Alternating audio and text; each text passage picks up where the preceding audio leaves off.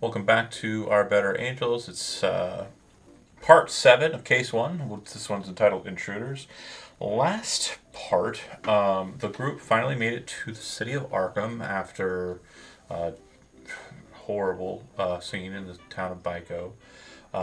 They have secured the mirrors at the university, Miskatonic, and they are set on studying those. And the initial play for us at the start of the session was Henry Fitzgerald was desiring to have a conversation with the dean and also the head of the department for antiquities to discuss that matter. We're postponing that. Zach has prior engagements, so we're just going to assume that that is happening, and we're going to handle it when Zach arrives. And In the meantime, what we're going to handle is the. Oh, everybody's shifted. Uh, Wonderful, love it. We'll get that in a second, but what I want to make sure we are focused on is that. Oh, just these two. Okay, cool. The what we're doing. So Arthur, you had a meeting with the dean and the head of the department prior to that meeting. It wouldn't have been the case that you would have been let out immediately, like in a time frame where Henry Fitzgerald and you would have crossed paths or anything. okay. You were let out relatively far before Henry's meeting. So what would you did say that you wanted to get back to the department and check on it, and we described what the scene was like at the department when you got there. It looks like someone had entered into your room, as was described to you. The mirrors appear to be facing each other now. But you said, yeah, and you said that the covers were off of them? Correct. Right, so someone's doing some stuff. Now, Okay. the security guy told you who it was. It was. Do you remember who he said it was? Didn't he say It looks like Chandler was nodding in his head. If you want to chime in. Jacob Bartlett? Yeah, do you remember who Jacob Bartlett is? Yeah, he's the guy from the Pinkertons. Correct.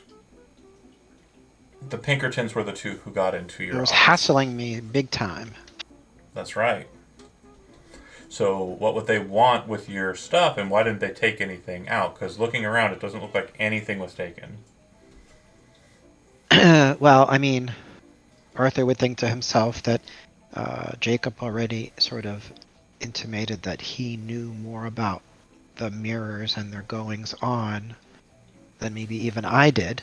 Um, and so I assume he was doing some sort of test. Maybe he has another artifact in his possession. I don't know. But I would cover up the mirrors. Okay, in the Um, process, you are doing so cautiously, or are you doing so just I kind am of. doing so very cautiously because now this is. I feel like things are getting a little bit out of hand. Okay. So I sort of face the mirrors. I would cover them up, not looking in the mirrors. I would face them away from each other. um, Throughout the process, despite your best efforts, I will oh, for say one that there thing. is one meager glimpse that does not force a sanity roll. It's just a piece of information. Okay. In the vanity, you see what appears to be a reflection in the mirror of Raymond Revels in very fine garb, slamming his hands against the mirror, and it looks like he's mouthing, "Help me, help me." Oh, what? But you just see that as a glimpse of the glimpse of your eye, and you throw over your sheets. So he's like, is he's looking into the mirror, banging He's on it? inside the mirror. Okay. It's like his reflection, and it looks hmm like if he were actually in real life, like being reflected, he'd be slamming his hands on the mirror and saying, "Help me, help me." But it's not. It's Raymond Revels dressed to the nines. Looks like a very astute individual, very much like fancy, well-to-do, hoity-toity. Um, So wait a second. The original Raymond, the Raymond that I know, was kind of like a more kind of down-to-earth laborer type person and dressed as such. And then now there was the shift, and he was very happy to come across some money, and now he's dressing a little bit better. But then there's this other version where he's even more If you're asking me questions, hoity-toity. I'm just sort of sussing this out. okay. So, but I mean, to myself, this guy looks fancier than looks like Raymond in fancy clothes. the more recent upgraded Raymond. So this is like a double upgrade, basically. Like a current Raymond is that I know is upgraded, and this one is like double upgraded. Since it was just a glance, you didn't get really that much information. If you'd like to pull back the mirror and look more closely, you may. And you know that the answer is going to be yes. Okay, so when you do so, it looks like Raymond is standing in the mirror. But when you pull back the mirror, you can see your reflection in it. And where you and him overlap, there's this strange blurring, this void-like shadow effect. Like your presence in the reflection is overriding his reflection. Could I stand at an angle? Yeah, even so, like you're kind of looking in the mirror, right? Mm-hmm. And it's a vanity mirror. It's not very big. So, there's this effect. And his posture doesn't change. Very close to the mirror, very kind of like focused on it, and you are able to get a bit more details. He looks just like Raymond. He looks like Raymond who has a well-kempt kind of appearance, like shave, like it's not our Raymond. More than just like a quick, razor blade to the face in the morning, like a $5 shave and a haircut kind of deal, in the local town kind of situation. Looks like a fancy guy, and it looks like he's banging, banging, banging on the mirror. Okay, so I'm going to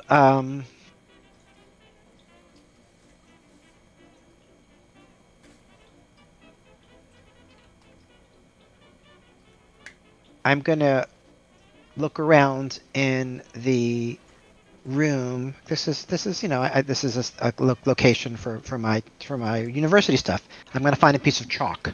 Okay. And I'm gonna write backwards on it. As you kind of look for the chalk, find it, and kind of move back to the mirror, you'll have noticed that the vision of Raymond has dissipated greatly. Crap. And as Keep that on you now. Start to prepare to write the message, what you notice is that it's like it's Back to the Future. We keep referencing Back to the Future. It's like the photograph from Back to the Future, right? The girl's pretty much all disappear. gone. Yeah. Okay. And it's just a mirror reflection of you there and then. Okay, so I'm going to cover the mirror up. I'm going to quickly jot some notes in my journal just so I could share this with Otmar. Okay. Do I notice anything else in this storage area? Well, I mean, it's your storage space, so since it's kind of like where you're... So I guess what I'm looking for is anything that's out of place. Oh, no. So there wouldn't have been anything moved or maneuvered or shifted or changed. The Pinkertons, the only thing it appears that they did was remove the covers and turn the mirrors to face one another. Okay. So if I feel like nothing's been removed, then I'm going to do what comes naturally to me and... Do you do anything with the standing mirror at all? No. You're not curious about it at all? I mean, I am curious about it, but I don't... Those are the ones that were facing each other, right? Yeah, and you cover them up, but you were mainly focused when you were covering them up. Obviously, the bigger one, you just kind of very quickly threw the cover over. It was very easy to do. But the vanity is a little bit more of a maneuver, right? So you kind of got a little bit more of the Raymond in your face kind of situation. Right. So what I would do is two things. I would go to my office, and I would place a call to my home residence. Mm-hmm. Is Otmar there? I can't remember if Otmar's there or not. Otmar was staying there, so I don't think Otmar... I would be there. Yeah. Right, I like Kentucky 541. I would dial or whatever it is. The operator would pull the to the correct one, right? Right. And hopefully Otmar would answer. Yeah. If your phone's ringing and you're not there and I knew you were in a meeting, I would at least try to give the common courtesy of answering and telling people, oh, he's not home right now. If it's of an importance notice so I can write it down. And I would say, Otmar, it's stuff is happening. Can you please come to the university and meet me in my office? I would like your help talking things over, maybe doing a little more experimenting, and then doing some research. Okay. Do you want Raymond to stay at your house by himself? Do you want him to come along? Do you want just someone just in case You could anything you could happens again? you could ask him what he wants to do. I'm not sure if he wants to do this kind of stuff or if he'd rather spend time with uh sorry, um Bianca. Oh, true. Yeah, I would look over at Raymond and say, "Do you want to see what Bianca's doing today while me and Arthur continue on with research, or do you want to be part of this, or just even staying here is an option?" Arthur extended. Feel a little weird staying here, so I guess I'll just follow you guys for now. I don't exactly know where Bianca's at. Okay. So yeah, I don't we know would. the city really well. How far would your house be from the school? Because he has his truck. So 10 minutes. yeah. So I would ask him if he's okay driving, and we'd hop in his truck. Another question I have for you, Arthur, is did you, in your leaving to come to this meeting, did you bring the hand mirror with you, or did you leave it at home? I have the hand mirror with me. Okay. He doesn't let that leave his side. Yeah, well, I'm just checking. So yeah, me and Raven would make our way to the school. Yeah. He'd be especially glad that he did so once it seemed like the Pinkertons were able to get in anywhere they want no matter what, you know? Yeah. And That's why I was wondering if you wanted to leave someone at your house just in case. Well, I mean, I none of the artifacts were there. Yeah. So I don't know. I guess that's the risk I'm willing to take. Yeah, after they ruined one page of one of your books, it's very daring. So yeah, we'd make our way over. Okay. And to be sure, Bianca, you would have been staying with Henry in his luxurious hotel in Arkham. Yeah. But Henry would have left around 9:30 to go to his meeting. So, go ahead. I was going to ask about what about the evening before. Okay. We had talked about we were going out to paint the town and have ice cream and things of that sort. Bianca would keep an eye out for children, homeless, downtrodden, kind of things like that, and she would be looking and seeing if she could find it while she was out. Is there any, yeah, it's Arkham. It's a pretty big city. There's probably some, gutter snipes and, kids who are, urchins. I would have them meet with them.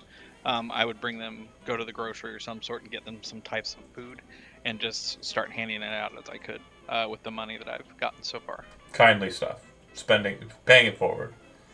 Yes. Okay. And also and like I said, this sounds weird, but if I see any females that I think would be that I don't think could get out of it, I would. You're scouting. Yeah, exactly. Got it. Trying to make it not creepy, but I get it. Obviously, it is a creepy subject matter, but yeah, you're scouting. You're trying to find people you can take care of who can also take care of themselves. Older teenage, later teenage women. Right, I got you. I understand. Probably not so much this evening. More. Then either way, just making relationships with the free food, trying to help them, support them. Asking about, people's situations, being kindly, just being nice, and a warm face in a cold town. Totally get it. Okay. And then you would know that Henry probably would have tucked in relatively early, despite wanting to have some time out and about, and so you might have stuck out a little bit longer than him, or came back in with him at the same time. The point is in the morning he will be leaving without you. Do you wish to remain in the apartments until he returns, or do you have other engagements or anything else that you desire to do? I'd like to go do some more information gathering, trying to find out where the Pinkertons are actually staying, if anyone could help me, and where they're kind of setting up base of operation. Okay. So when you're contacting like the operator to try and get information regarding the Pinkertons in Arkham, yeah, you get some information. But the main thing that happens right around 10, there's a call up for you from the front desk, the concierge. I Uh, would be just in case this changes thing. I would be making an effort for no one to know that I'm actually here. so you're not picking up the phone. I am not picking up the phone. No. Then the phone rings and rings dead. Then And when I say here, I mean in Arkham altogether. sure, sure. So we do have to come to an agreement here that the front desk would be aware that They there's would someone. see me, but They'd it wouldn't be aware that uh, someone's in the Yeah. Okay. So then there is a knock at the door. I would open. Okay. The door. There are two gentlemen standing outside. I don't believe you were there when these two gentlemen came to Arthur's house, or Henry and you dipped right before they arrived. Yeah, Um, definitely left. Yeah. They are wearing very nice suits. They have very phony Maloney looking badges on their kind of, brocade there. And you can tell that they're packing pistols. They have a very strange look to them. And the lead gentleman says, "Hello, ma'am. My name's Jacob Bartlett. I was under the impression that Henry Fitzgerald was here, and assuming that you're his current consort, an individual from the town of Byko whose name has yet to be made aware to me. Is that correct?" Oh, honey, I'm, I'm just hanging out with the boy. We're friends. He's a he's a well-to-do fellow and needs a well-to-do lady. Sure. Consort might be a word that has too much gravity. I don't want to put too many labels on the situation, however you want to call it. I would stroke his tie. He smiles. Well, Are you definitely don't put too much weight on at least the titles. fair, fair. You're aware of the horrible situation that happened back in Byko just the other day, right? I'm aware of how hard it can be for a lonely man on the road to work, and I'm very flirty, very touchy, trying to make him feel very uncomfortable. Okay, hold on. I love it. I really love this. This is very good. I want you, because you're trying to elicit a reaction here. I'm trying to get him away from me, is what I'm trying to do. I get who it is now, so I'm trying to make them uncomfortable to get them away. So then I would say that you could go with either intimidate and being intimidating and kind of like a kind of. That's the one. Yep. Not in like a. Okay. Hard success. Well, ma'am, he kind of steps back and he kind of shrugs. The other gentleman kind of. I open my coat a little bit. The other gentleman kind of, places his hands on his hips and kind of like tilts his head to the side, like, like he may not be so uncomfortable.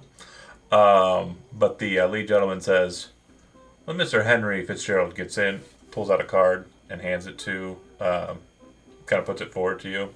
Please make sure he gives me a call. Name's Jacob. Jacob Bartlett. Jacob. That's a very handsome name for a very handsome man. I'll make sure he gets it. Of course. And he walks away. Like down the hall. I would come outside and make Watch sure them they leave. know that I'm watching them. Yeah. Yeah, they move towards the elevator. They look back, I wink. Yeah, the other gentleman. Yeah, I wink at him, give him a little. Jacob has settled to the crossing his arms, waiting for the doors to close, and they shut.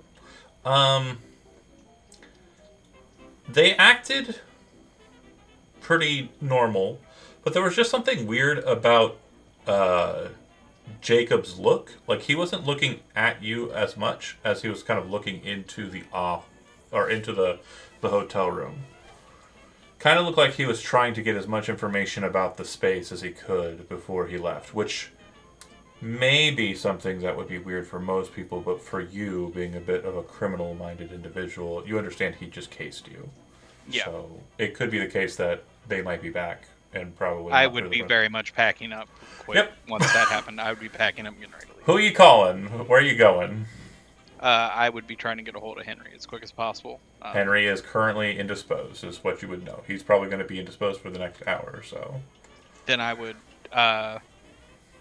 make sure to go to the window as they're leaving and find out which car they're getting in to see what they're driving. Okay. Take note of that. It's a big And hotel. then- I'm going to have Yeah, you make me a... Was it track roll or something? Yeah. I don't know what make a track roll for me. That's not good. It's not easy. Nope. So you're kind of looking around. A lot of the cars are very similar, but I am going to give you a freebie on this. You're not sure if it's them, but the only car that seems to have any kind of like a presence that's different than like the normal black and kind of like, you know, cars that are kind of passing by is a kind of navy blue kind of car with symbols on the doors. From up here, all the way up here in the penthouse, you can't make out what they say, but you presume that that's what it is. And then as you're kind of thinking about it, they're probably, because you remember the mention of the Pinkertons, you're pretty sure that the Pinkertons are the ones who just stopped and talked to you. Okay, I thought I figured that out from before. But Yeah, okay, the cool. badges That's didn't what I was really getting at. say it. But it was cops, and then I figured Pinkertons, and then it's like, holy crap. They're not the same, but they try to make it very Right. hard. They blur the line Yeah. on it. So then I will pack up and try to get everything I can that I own out of there. And I would, since Henry's indisposed, I would go to the professor's, try to head to the professor's house. Do you leave a note? Yeah, I would want to try to code it in some way or another to make it to where You don't really hey, say where you're going. You just say, I had right. to go Some friends stopped by to see you. They were looking for you, it seemed. with a card. Yeah. So with the card, and I went ahead and put on my pink dress and headed downtown. Gotcha. See you this evening. Thanks for the great night, honey. I'll give you the bill later. Gotcha. Okay. And then you head to the house. So based on what Otmar and Raymond were doing, and your haste, presumed haste, I'm going to assume that you're kind of getting there at about the time that they're about to leave. So your car, your taxi, Bianca, kind of drops you off as they look like they're kind of coming down the steps, kind of moving down the drive over to the Model T truck. I would quickly say that I had a visit from the Pinkertons. It seems they're looking for Henry as well. Seems like they're looking for all of us at the moment. At least they talked to Arthur, me, and young Raymond here a moment. Well, last night. It's probably a good idea to get gone if we can. Well, they said they directly came because the mayor of Baiko sent them. So, I don't know where you're going, but if you go back there, I don't think you're getting away from anything at the moment. All three of you go ahead and make a spot hidden check. Oh, yeah. Bianca! Raymond's off in his own world. So, Bianca, you, at the very last leg of your journey, like literally as you're pulling up to his house, see that blue car kind of I wouldn't move. have him stop then. I wouldn't even stop if I saw him. Well, hold on. Literally when you're pulling up and like getting out, you would see that car kind of pulling up down the street. So with that extreme success, what you would see is it doesn't just go by. It circles around the back of the houses. So it's coming around the back of the block. So when you pop out of the taxi and you're getting out, you've got your stuff, and that's when you see the car. When it gets to a point where you're kind of coming up to talk to them, what would you say at that point? Because you've already said what you said. Continue from there. I'd say they're circling around. We need to get out of here right now and find somewhere else to meet. They're coming back. And almost as a Everybody get in the car. almost as a validation of that, as she's kind of moving over to the Model T to throw her stuff in, you can see that behind the houses, kind of like through the backyard, kind of on like the back alleyway between the houses, that blue car kind of going between. And this would be where you, Chandler, or rather Otmar, see the vehicle pass And Bianca, As she's you like, get that too. as she's like scurrying, throwing stuff in, I would like gently touch like her shoulder and be like, slow down. Like, we're not getting away from these people anytime soon. They've gotten into the university. They've talked, from what we could tell, they've talked with the dean. They're indirect with the mayor. If you are going back to Baiko and you are connected to Raymond in any way, you are already too deep to be running at this point, unless you're running really far away. I don't think she would agree. I think that one, she felt like she had the mayor in the fact of being like, I don't think she would feel like she's a how she feels and like what's right and what's wrong is not the same. That does not have to be the same. We do not need it to be. So how she feels in the moment is what's important. So Yeah, you're get saying away. she wants to get away. So Otmar, a man of reason, fuck all that, is not doing what you want. So you move to Raymond, who is also outside. What would you say to Raymond? I'd be like, Raymond, if we need to get out of here, Who does not see the because car? this is not. Yeah, these are not good people to play with. This is not your normal cops. We need to move away from this. This is getting very dangerous.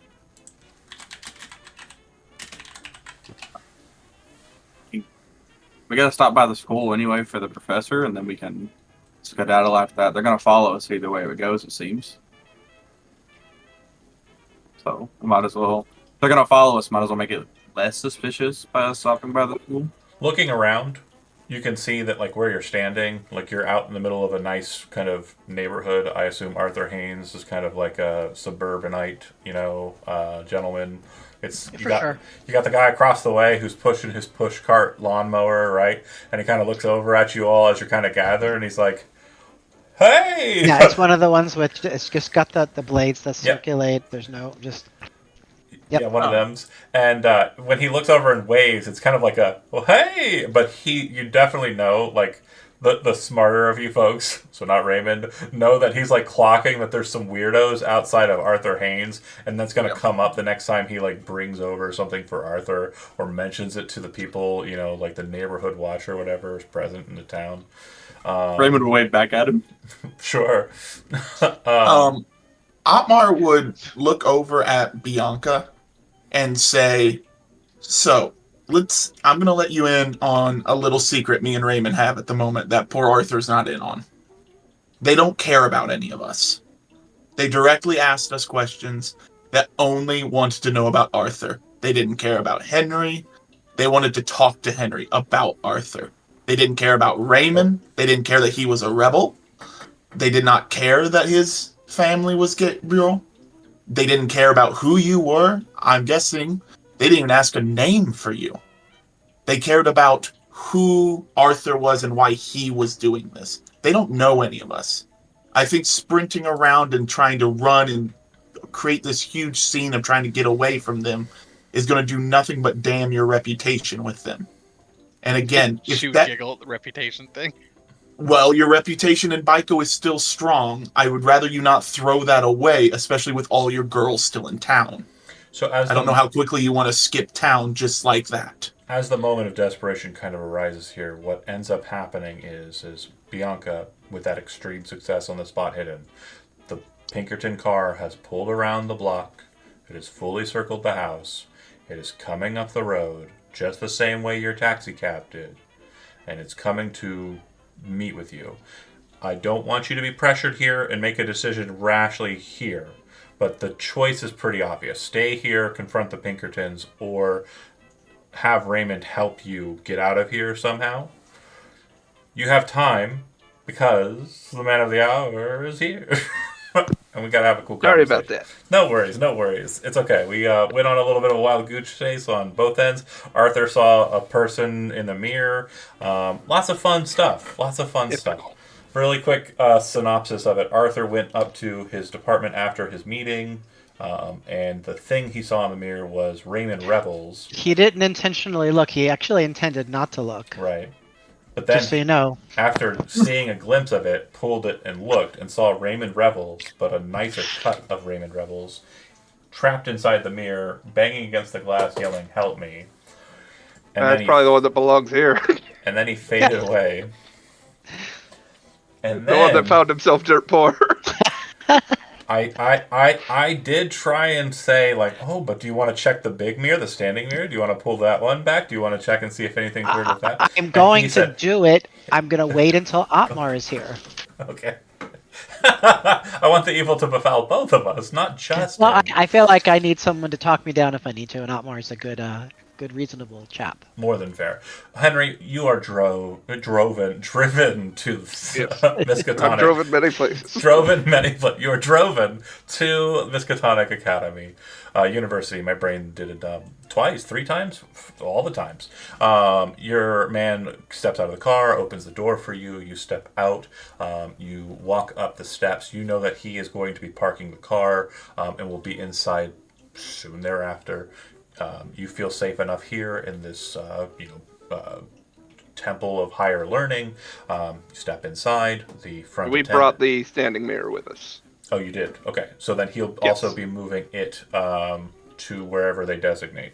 So obviously that'll be business. If you want to oversee that, you're more than welcome. I'd prefer to. Okay, then I think the idea was I was gonna show it off to if, the dean and the head of the department. if that was the agreed upon process, then you would announce your presence, then step back outside to your man, re-entering the car, going back around to the loading area near the Department of Antiquities. They would arrive there by some form of buggy, and they would step out and kind of move to you to kind of join you. And then you and the company and the loaders that they have would move into the department to take it where it would be placed. Now, since it is, I would say that it wouldn't be too far away from where Arthur would be canonically messing with mirrors as we've slated out, waiting for Otmar to arrive. So that's great. So then you and If they have staff, present, we'll hand it off to them to store. Oh, okay. So you're not going to take Just it to as where a you go. sign of good faith, we brought the mirror with us. Okay. And so they would, remove it from its packaging to kind of look upon it and, do so kind of outside. And it's beautiful. It's just as you remember it, in your. It definitely looks better in your, where you display it, but it looks just as good. They take it inside. And gentlemen, please, if you would keep it covered. I'd hate to get any kind of marring on the surface. Of course. And you would see that they apparently had already had plans for it, and they pull out what appears to be kind of like carpet almost, and kind of wrap it around. Moving blanket. Yeah, it's basically a moving blanket, but they wrap it around the center so that the mirror is completely covered and kind of fasten it on the back. I'll slip them an extra $1. They take you onto the buggy. Do you have your man accompany you, or do you let him kind of remain with the car? He'd be bored.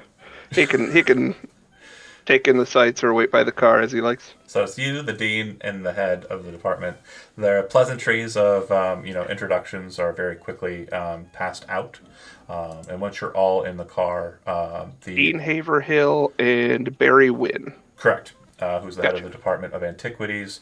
Barry Wynn would be the more talkative in this trip, and he would say, "So, how is it that you came upon this article?" Truth be told, I have buyers in the market. Often bring things to my attention. I'm afraid I've had this. It must be at least a year now. I've technically owned it.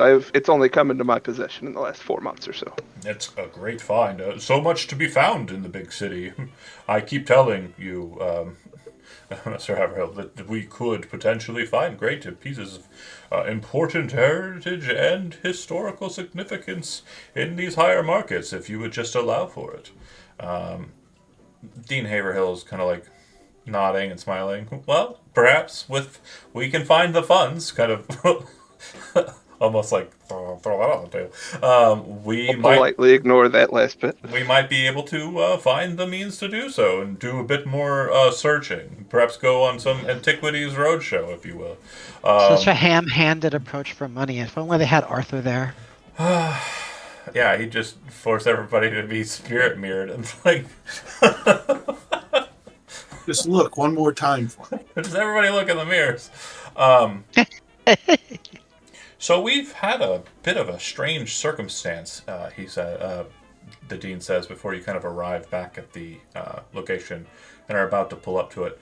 I really would like to discuss with you. Are you okay though? Is everything all right with you? Nothing has befallen you. No problems with your trip to Baiko or anything? No, certainly not. Charming little town. It's good to hear. Anything I should be concerned with, sirs? The buggy stops. You kind of step out, and he says, "Well, a couple of Pinkertons arrived last night a couple of times, inquiring about Professor Haynes and, by association, you and other people in his gathering. We Pinkertons, really? That's nasty business. Indeed, we definitely did not find ourselves very interested in having them snooping around the academy. No, I don't encourage such an idea. I've dealt with them before. One of our security officers was unsure of what to do, and unfortunately a lot of them access to Arthur's office and things. And, well, it's just been horrible business, to be certain. Kind of walking through, kind of more conversation shifts on our end to the weather, small talk to get us to the meeting. If you have anything you want to interject on the way to the meeting, you can. I don't suppose they're after that supposed murder-homicide. Murder-homicide? Like, the word apparently we're not allowed to say. The one where a guy died. Oh, yeah, right. Unalived himself, right. Well... That's a much nicer way to say it. That is, I believe, something to the effect of what was mentioned, but we didn't get very many details, which, again, we inquired if you were all right. We did not know if you... Oh, no, thank you so much. As you see, I'm quite well. My understanding was 2 gentlemen of the police department there in Baiko. Of course. I'll spare you the grisly details, but I'm afraid there are no more. Well, that's quite sad to be sure. They kind of move through the campus, enter into the same meeting place where they just met with Arthur not that long ago, and then they kind of, shuffle you in. There's some refreshments, nothing too fancy. In fact, it's almost kind of... Aller. Yeah. Like there's a very kind of just lame looking bottle of scotch. I'll have a Coke. They've got Coke Zero. Coke Zero. No, they don't. They got Coke with cocaine in it, probably. Still. Cocaine Zero. Very likely. That's what it was back then. Cocaine Zero was when it was Coke without cocaine. It's when they were trying to weed people off of the cocaine. Right. Now it's zero cocaine. And they were going back to Coke Classic. They sit you down, and Barry kind of goes a bit more quiet, and Eric would say, I want to be forward with you. We did meet with Arthur before meeting with you. We did have some questions regarding the antiquities that he was perusing and what he was able to glean off of you regarding what we were talking about here, what the goal of this arrangement would be. But I want to make sure that you understand you have the head of this. We simply desire to bring forward the knowledge of the past to the future, and whatever you can do to help us with that endeavor, we would be very receptive and grateful for. That is a beautiful sentiment, sir. Well, maybe not to the degree as you gentlemen, but I wish the same. I've been collecting curiosities such as this for a number of years now in my, let's call it downtime from business. And I won't say I haven't turned a profit here and there, but after meeting Dr. Haynes he did turn me on to the idea of a donation, and I believe something such as this, especially with its craftsmen born and raised in the area, it belongs here, either in Arkham or in Byco itself. Well, I think Arkham would Byco, probably. however you call it. I'm not terribly sure. I've heard it several ways. Barry's like, I think it's Pico. Yeah, I think it is Pico. Yes, yes. And then Eric would say, I'm not terribly sure, but I agree. I think Arkham would probably be the best place to display these pieces of Americana. Fine craftsmanship from the old world, but by the hands of the new world. And I feel that the piece you have is exceptional. I don't think it could be duplicated. Marvel, an absolute treasure, to be certain. I am hopeful that the other pieces that Arthur was bringing in last night are its equal, or even perhaps it's superior. I know that most of the pieces that were mentioned are already, according to what I understand, yours. They're being brought in by your entrepreneurship. Is that right to say, or no? Myself, I can only speak for the standing mirror I brought this morning. There is another piece I'm in the process of making a purchase on. My broker is in town. I'll be speaking with them later. Okay. I believe I'm buying a set of combs that is a match to the... I believe there was a... Not a dresser, what was the word? Wardrobe? Yeah. The Well, desk. it's like the vanity. Yeah, the vanity. So hopefully in a few days' time I'll have a straight answer on that. You may have 5 of perhaps 6 pieces. Well, wonderful. And yes, this Gabriel Revels has been a point of interest for the Antiquities Department for some time. A lot of these pieces have been sought after, desired, after the very tumultuous end to his life and the very chaotic nature of Biko, kind of looking at Barry, at the time. Quite the mess. And perhaps you could clear things up for me, because I believe I've heard the story perhaps incorrectly before. My understanding was Mr. Revels passed away in obscurity. Oh no, was lost to time or had skipped town somehow. And now I hear he was possibly burned alive? Oh, no, Murdered yeah. in a church? It was quite the kerfuffle. Barry knows the story more apt than I do, but Barry kind of, well, of course. Barry, if you would indulge. Yes, he was a member of a cult, bit of a strange organization of individuals who believed themselves to have come from a different world. They said that they were the true worshippers of God, and the worshippers of God in the town of Biko were not true. They worshipped a false prophet, a false angel, and they attempted to conflict with them back in the teens. There was a huge matter about it. It all stemmed after a strange and dreary night of just town riots. There was fires lit to some places, and people fighting in open fisticuffs or with knives and guns in the streets. And, well, eventually they got a hold of Gabriel. In the quiet town of Biko. Oh, yeah, sometime in, I believe it was 1915, I think it was. And, yeah, they burned down the church, which had been taken over by Gabriel's cult, and lit it afire, and they shot dead a number of people who stood with him, and then they strung him up by the neck, right there in the middle of town.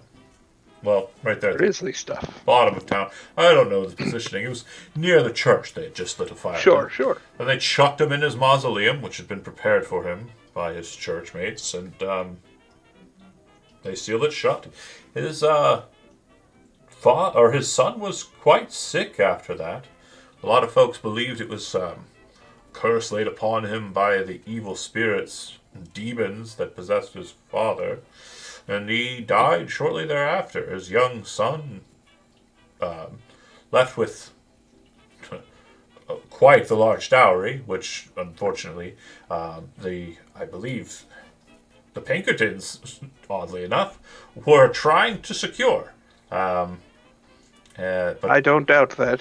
they had no rights to it, and young man, I can't remember his name, started a nice farm out there. I believe he's one of the main providers of agricultural matters out there now. He can't be more Young than, Raymond Rebels, I believe I met him. yeah, he can't be more than in his teens. Seemed a young man, seemed slight. Backbone of America type. And that's Yeah. what I appreciate about the town. Not this ugliness that occurred. Say, do you know, are there any survivors to this cult? No, I believe they killed them all. I see. Unfortunate to be sure, because again, we don't know what their beliefs were other than what was kind of yelled out in this riot, what was told to us by looky-loos and the like. We know that they said they were the true believers in God, and everyone besides them believed in a false angel, a false God, a false prophet. I don't know what they mean. Fascinating. And the Pinkertons, they drafted folks from here to burn this church? I believe they entered the town soon after some sort of strange event that had happened there years prior, and were kind of looking around the area. The Pinkertons weren't very notable in this area up until that time. We saw a lot more of their presence, more heavy-handed, in Arkham around that time as well. And we've had some strange goings on in the city, a bigger city, of course. You expect this kind of thing to happen here and there, you know. Certainly. What with modernization and everything, you've got all sorts of strange things being reported, but it could be just, the use of a typewriter, insanely wowing someone who's never seen one before, or, a spark burst of a transformer from, I don't know if those were things, a light booming, blasting there, yep. It could have been that. That could have been wizardry or something. Who knows? It's a strange time we live in. Yeah. Well, if I may offer any advice when it comes to Pinkertons, they'll take any authority you give them. Always be ready to trace it back to money. Eric nods. Well, I feel that we will try our best to be a bit more stalwart. I have informed security not to allow them access unless they have warrants from the great state of Massachusetts, or any of its wonderful counties, before entering into our great university here. They have no authority, and they shouldn't be messing around with Professor Haynes's materials, no matter what. It did lead us to understand that they might have suspected him as being someone responsible for the nasty business you had mentioned in the hallways. Dr. Haynes? Yes, it did seem like that's what they were implying very heavily, yes. A strange gentleman, to be sure, but hardly violent. You gentlemen have known him longer than I have. Barry says, I don't think he could hurt a fly if he tried. Very true. You can show them mirrors, though. You want to count that? I don't know what. Reckless, maybe. You give the wrong person the right tools, they can kill. Sorry, go ahead, Zach. I don't know what interest the Pinkertons would have in your Professor Haynes. It did seem That's that such a curiosity. it did seem that they were coming to investigate him specifically, and they did engage in searching his stuff. The security individual let them into where he was storing some items he got from Biko. A mere vanity, something or another. May I suggest you do a full inventory of the things that were stored there as well? Well, we mentioned it to Arthur, and I'm pretty sure that is what he is doing right now, at the moment. So Very well. I Again, Pinkertons see money on the table. You bet your sweet patoot that Pinkertons will have a pocket at the edge of that table. for certain. It does seem that as of yet we've not had any notice of any strange anything taken. The security officer said that they didn't leave with anything, even minor. If they were to have taken something, it would have had been through leisure domain or some form of pocketing, and they did not do that. So Very odd. I don't suppose they have an office here in Arkham. well, he kind of. I am not for certain.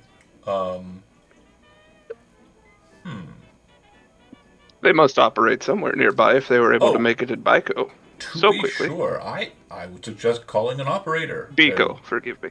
Yeah. I would suggest calling an operator, perhaps. Or I suppose I could look into it for you. I just am not sure where it would be. I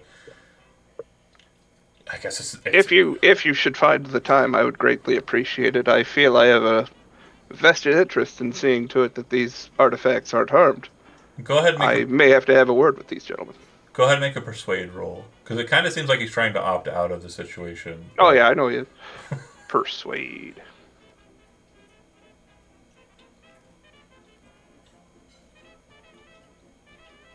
Jeez. Wow. You know what? Because you have money on the table, I'm going to give you a bonus dice. Go ahead and click the bonus dice. Okay. All right, so that's a You got it. 65, so that means you succeed. Okay, cool. I was very close to spending luck. Jeez. You have got the roll. I mean, I do not succeed in these rolls. I don't know what it is about a D100. Chody complains about the rolls, but you. I failed I think every single Every one outside of single one sanity check. Yeah. So he goes. Thanks, Chandler. Oh, well, all right. I will look into it.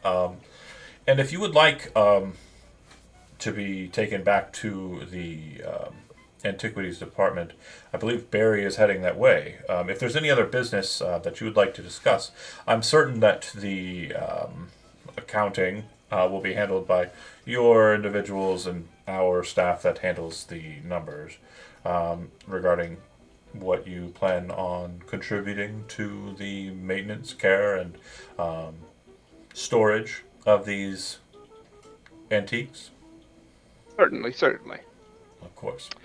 You see, Dr. Haynes, I hate to entertain fairy tales. Dr. Haynes had mentioned the possibility of a donation, more monetary, to the school. And I do have a daughter in New York who, some years off now, but will be attending the school someday and perhaps might take pride in attending Miskatonic. Of course, we would accept her.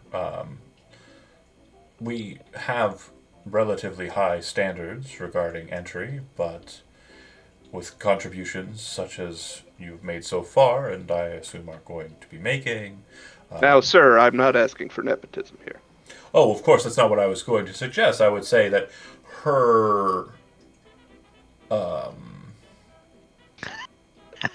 application may receive more immediate attention. Of course, she would have to make her way. She would not be allowed into the school. And if she was finish her schooling, of course. She would not be allowed into the school if she were not worthy.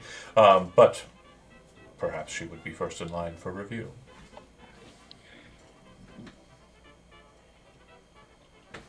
I had a number in mind, but if I may, I'd like to tour the facilities, tour your campus, before making a final judgment. Would Okay. that be all right with you? Yeah, give me a charm roll as well. That's a part of the conversation that was had there. Because again, like I think on Gotta his, get this one. yeah, nailed it on his There it position, is. and I wanted to make sure why I wanted it.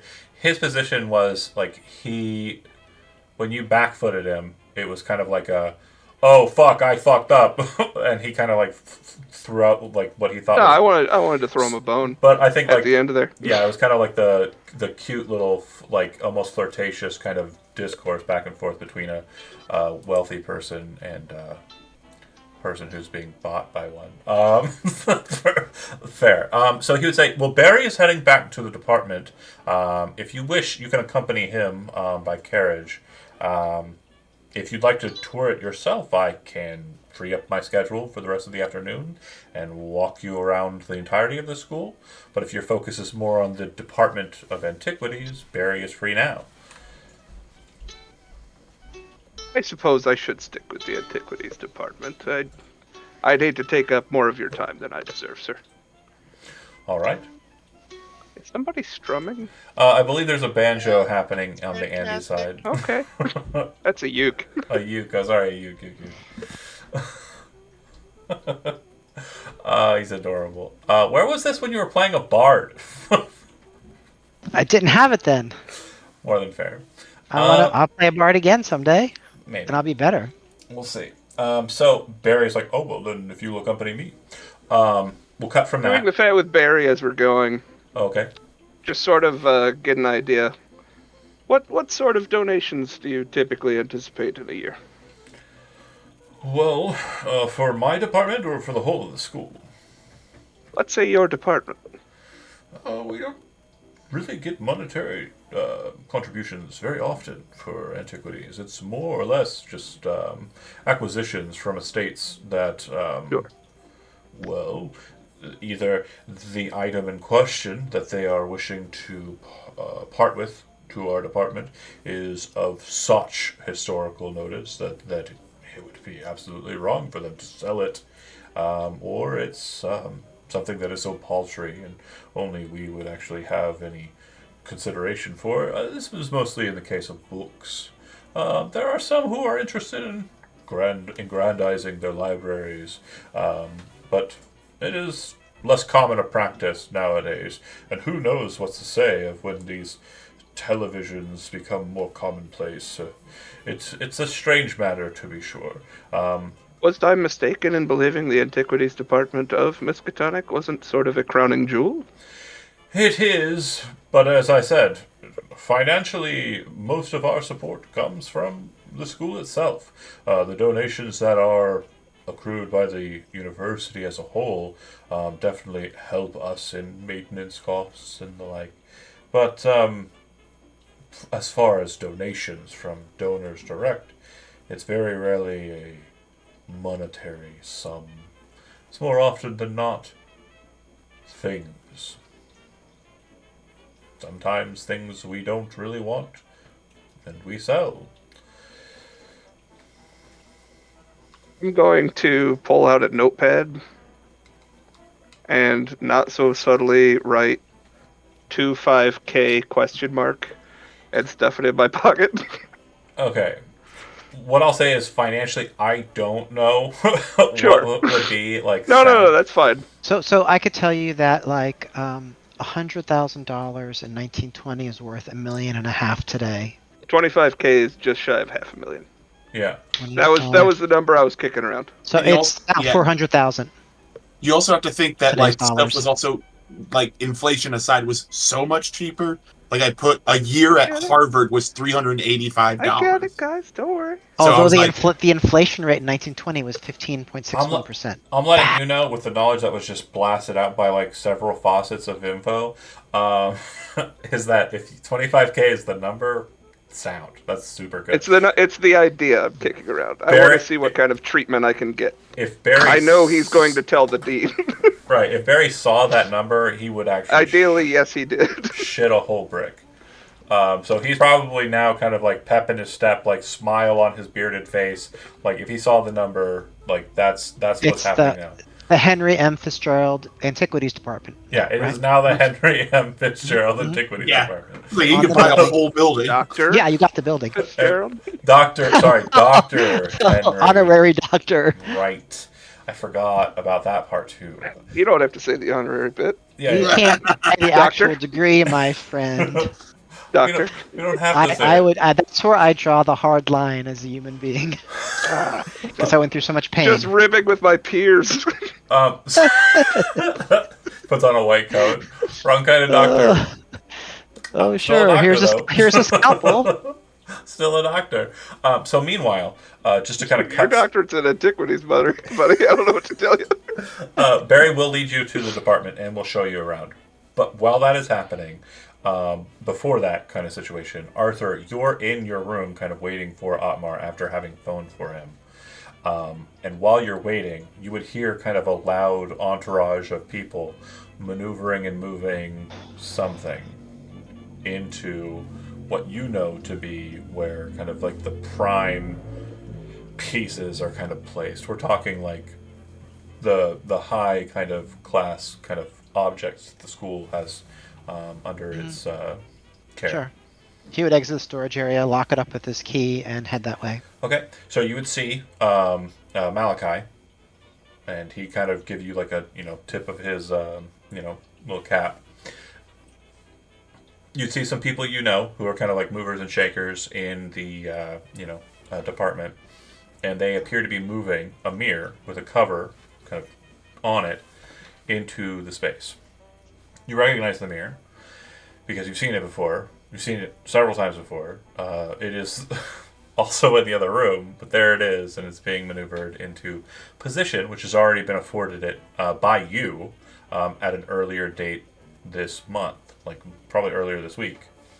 So they set it into place, and you are asked, since you're the only person in the department available, the highest level person available. Yep.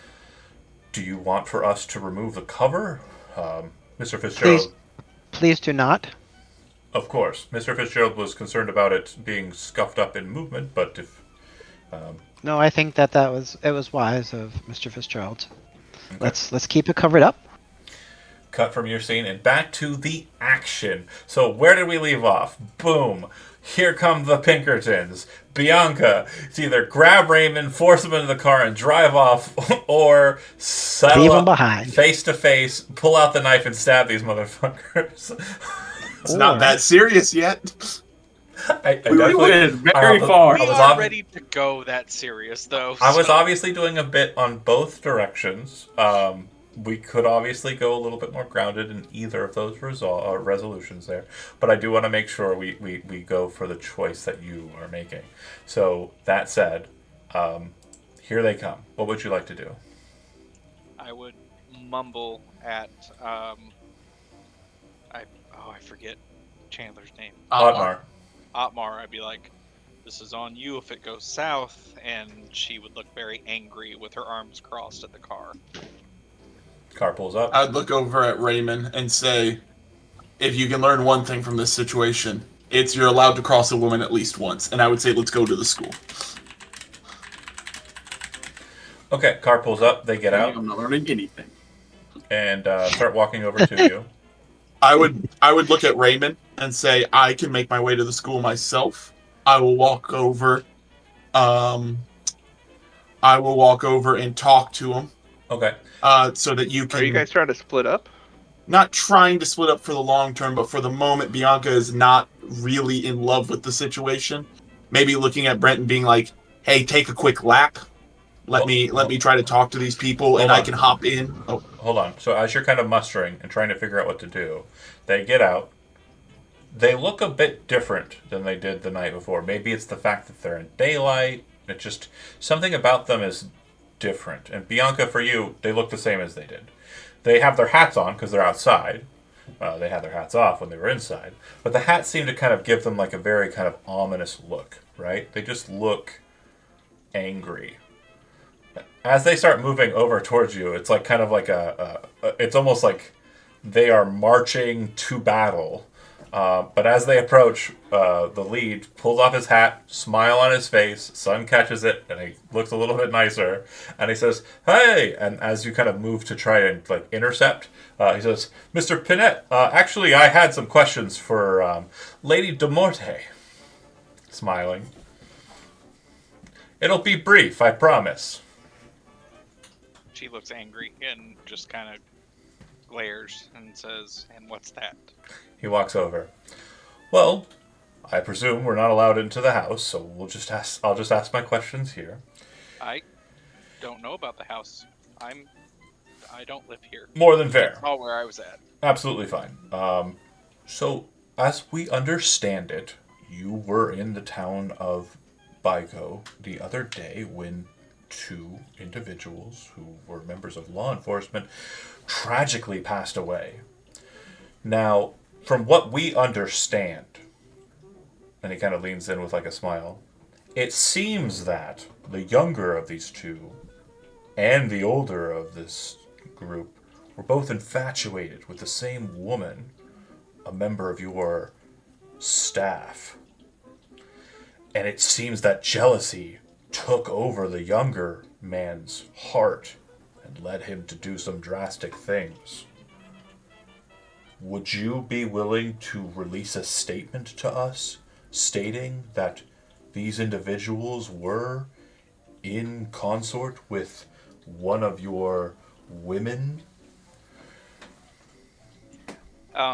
When he mentions the sheriff and the deputy, she's going to try to start crying, or at least try to get her eyes to water a little bit. And he reaches into his pocket immediately and pulls out his handkerchief, like to hand it to you. Oh, she would take it, and she would hold it against her mouth. She's like, "Those weren't just some officers. Those were friends. I know those people."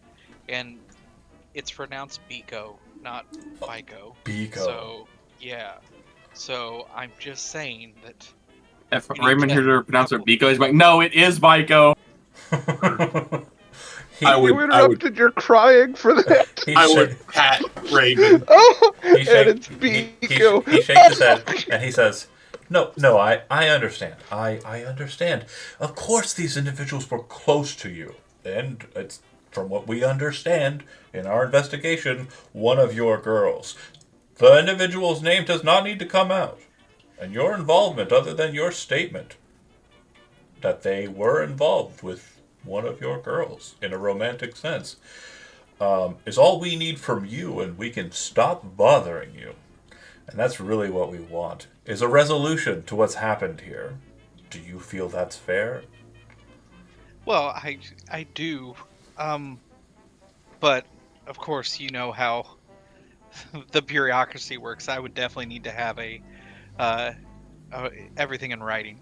Of course you would. Indemnity and making sure that the truth comes out. He slaps his friend on the shoulder, who immediately pulls his briefcase up, pops that bad boy open, and pulls out a document and hands it over to you. And you take it, and you can see the Pinkerton letterhead, and you can see it's already been drafted.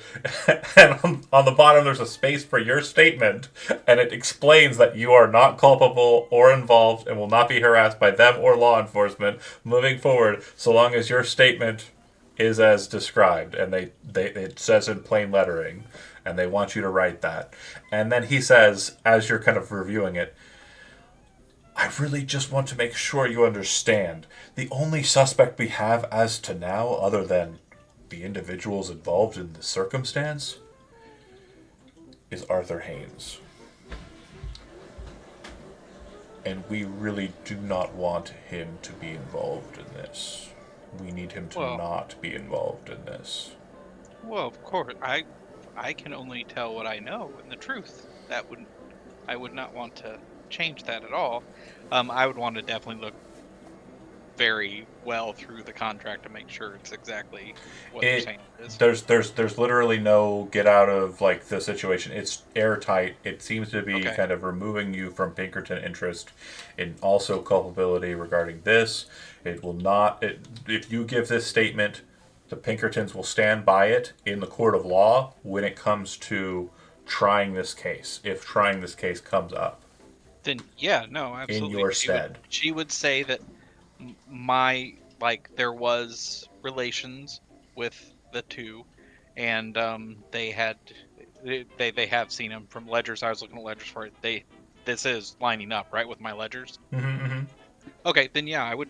I mean, if it's truthful that yeah they had both had time with the girls or whatever, yeah, I'd put that down.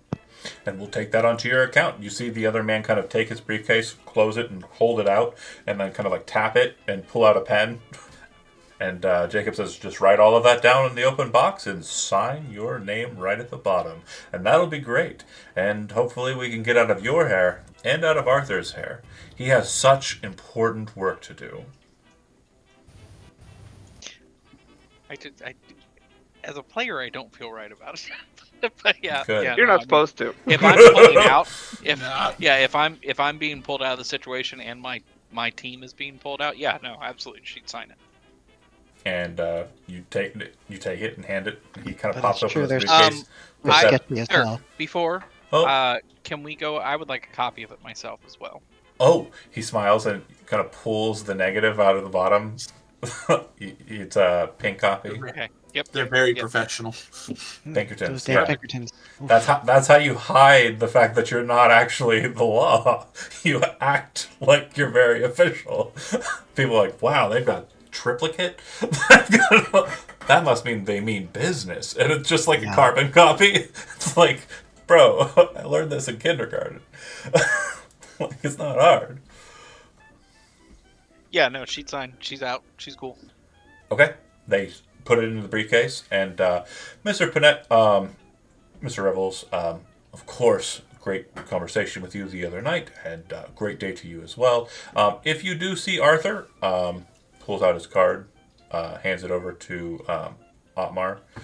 I do have one last bit of information I need to acquire from him. If he could just give me a call so we can set up an appointment, that would be great. And Miss Bianca, I know I mentioned that I needed to speak with Mr. Fitzgerald. I don't think that will be important anymore. I'm pretty sure he will be able to move on with his life as is necessary for him. And we really don't want to interfere with his business, as lucrative as it may be to do so. But we just have no need to.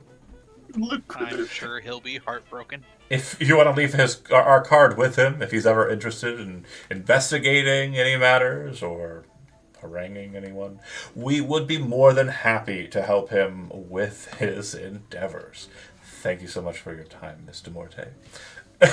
And they will move back to their car, briefcase with signed document in case. Otmar, after all of that, would look over and say to Bianca, thank you. I'm glad this got resolved in a much easier fashion than it's assumed it would be. Dealing with Pinkertons is not fun. Yeah, definitely first time ever doing that. Sure, it's not something we want to do anymore. Well, hopefully we don't have to do that again. Are you comfortable now going to the school? We can go see what's going on there. Yeah, Arthur requested me there, so I would like to make our way there if possible, and to tell him the developments. So Otmar and Raymond, you would arrive at about the same time as Henry. Your meeting has concluded, and Barry and you, well, Barry kind of like almost dancing and sing-songily, kind of like moving through the halls of the Department of Antiquities, showing you everything. He's like a 58, 62-year-old guy, right? Like he's an older gentleman. He doesn't want to exchange pleasantries with Dr. Haynes? Oh, he if we run into him, but he's with you. He's just showing you around the department. That's what he's told to do. Okay. If going to Mr. Haynes was what you wanted to do immediately, he would take you. Oh, there. I was just enjoying the tour. I don't know yeah. where he's dropping me off. He's so to giving you the speak. tour. So the Continue. point of contact is what we're trying to discern. So Arthur Okay. Haynes, you were with the mirror when it was put there. They would have kind of moved away from it, the loaders and the like, and gone back to their jobs, smoking cigarettes, waiting for people to have to move shit in a college. What would you do after they kind of leave the kind of main hall? So the mirror's there all by itself. So there are other pieces of antiquities like present here. I'm assuming there's probably some cool stuff like like a tablet from Egypt. There's probably like the head of like Dodo. The Ark of the Covenant. There's the Ark of the Covenant. Your office strangely, is that Secret Service building. There's the stamp of a symbol that's not known in this decade. That's just like the ink is melting off of it for some reason. Okay. There are a bunch of cool items, but nothing like noteworthy for this Got it. piece. But yeah, it's the mirror, and it's kind of stood up on the right side of this long hall with a bunch of different stands that have like their different things. Maybe Right. across from it, there's a painting. Okay. I would see one of my graduate students sort of wandering about in the area, and I would say, Jonathan. Oh, Watch. yeah. I have a job for you, Jonathan. It's very important. Okay. Please watch this new piece that's just been brought in. Do not uncover it, and if anyone comes to look at it, you're to come get me immediately. Oh, of course. I was just across the way. I was going to head over there to transcribe some of the hieroglyphs off of the tablet of Nyarlathotep. He keeps on trying to pronounce. Yeah. And you pronounce it correctly. He goes, yes. Is it okay if I watch it from there? No, actually, I'd like you to stay here. And I appreciate your desire to do this work, but I think at the moment this is more important. In showing your dedication to doing this, I will certainly bring you along on my next expedition, which is the big deal.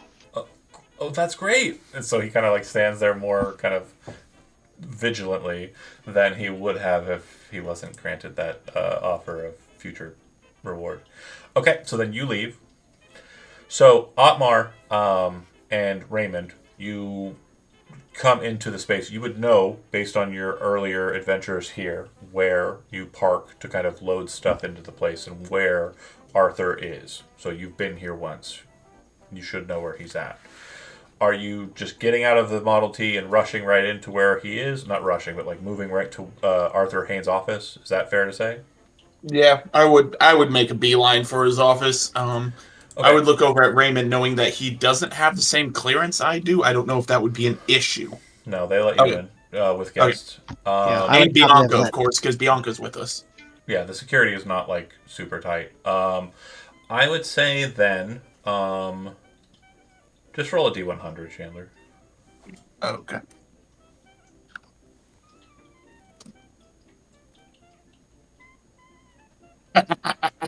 Acceptable. You run into Henry Fitzgerald and Barry Wynn.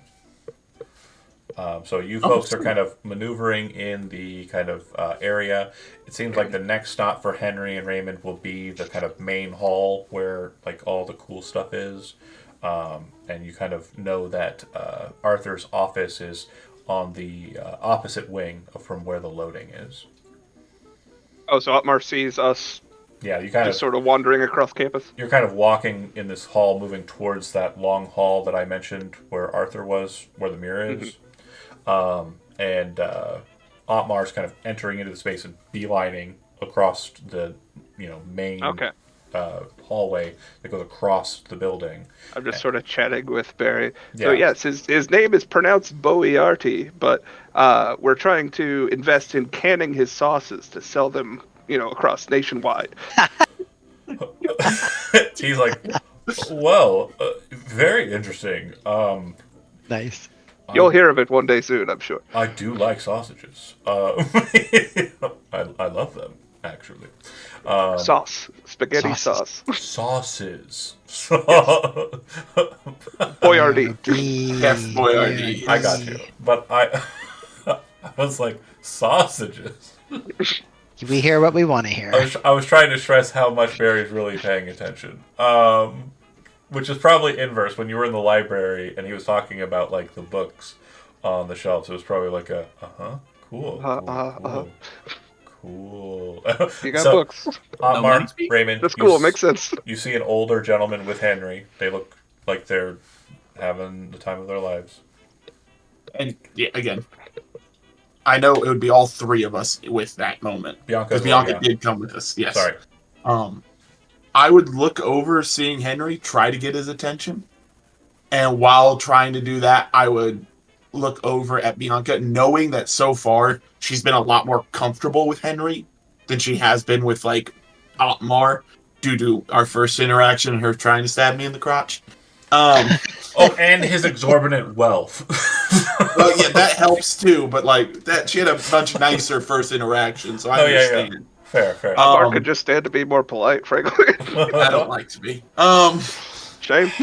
Now you get stabbed in the Youth nethers. these I can't throw around a whole car every time someone's upset. So like, You wouldn't have to if you were nicer. I would see Henry. I would walk Kindness over costs to nothing. Henry. It costs a lot. Oh, Mr. Finette, how are you? Mr. Fitzgerald, it's nice to see you. This is Barry Wynn. What was his name? Hello. You seem familiar to me. I don't know why. I believe he's a contemporary of Dr. Haynes. Perhaps you've had him on campus before? Oh, that must be it. I wouldn't have been on campus, but you would have known of me from other. Or throw away the. Such. Okay. Well, they would know me from writings. I'm from Louisiana. It's not. I wouldn't be up here just randomly. That must Like, be it. Yeah. That But must be. yes, me and Dr. Haynes go pretty far back. Henry, go ahead and give me a. Damn it. What you got? You're kind of Mechanical looking at. repair. You're looking at him, and there's an offness to Barry. Like something just happened. Barry? Yeah, when he saw Otmar, it was like he saw a ghost or something, right? I'm thinking psychology. Psychology makes sense. Psychology, psychoanalysis. I'm not good at either one, but Psychoanalysis I'll roll. is like super levels. Yeah, psychology. That's fine. too in depth. Okay. Yeah, nailed it. Oh, Four. Get it? Okay. I'll put a little check mark next to psychology. Today's Very my day, nice. boys. The way that Barry And looked ma'am. at Otmar was a look of recognition, confusion, and doubt. Like he saw Otmar, thought to himself, That couldn't be that Otmar, couldn't be a person.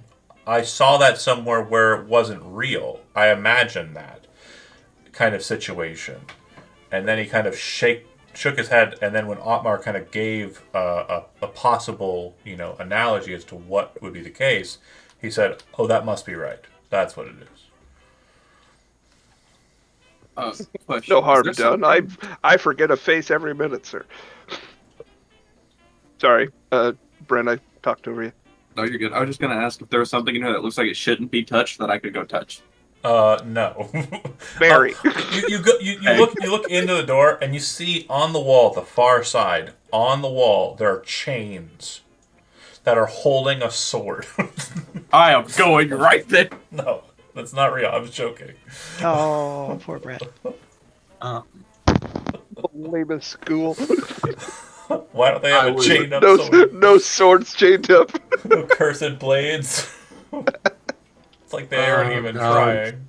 I mean, Dude, Andy's But real they life say there's school. some kind of ancient artifact collectors or something. Excalibur. But it's like cursed one, so it's like Excalibur. I would look over to Henry and say, if you have a moment to separate from your guided tour, just for the moment, there's a quick matter we should discuss. Won't take long. If you need a moment of privacy, Master Fitzgerald, I will be in Master. the hall where all of the physical and more manufactured items are kept, such as the mirror. I will wait for you within, and we, of course, will continue on then. Certainly, sir. Thank you. I apologize for the brusque departure. No problem. What's so difficult about that, Otmar? All three of you go ahead and make a listen roll. Listen. Listen? Oh no! I did bad. So you don't hear We all- exactly what is said, but you do hear Barry talking to someone inside of the hall. Someone with I a much forgot to younger re-roll that. voice. And in the midst of your conversation, at a point that you feel is like fine, you'll see a boy come out, leaving. Okay. Are you trying to pass luck or something? I forgot to re-roll luck at Oh. the start of the session. Regain Um, luck. I would look over at Bianca and say, Bianca, do you want to tell Mr. Fitzgerald here what went on at Arthur's house, if you wouldn't mind, since your name's on the document? Yeah. They came to the room looking for you this morning. I was trying to get out of Dodge. I left a note on your counter letting you know what was going on. They followed us to Arthur's house and came in and offered a paper, apparently. They said that they want to say that the police chief and the deputy were having an argument about a girl, one of the girls that I have that working, and how there was love, and then one of them shot the other one and killed him. And signing the paper basically cleared our names and said that we were not a part of it.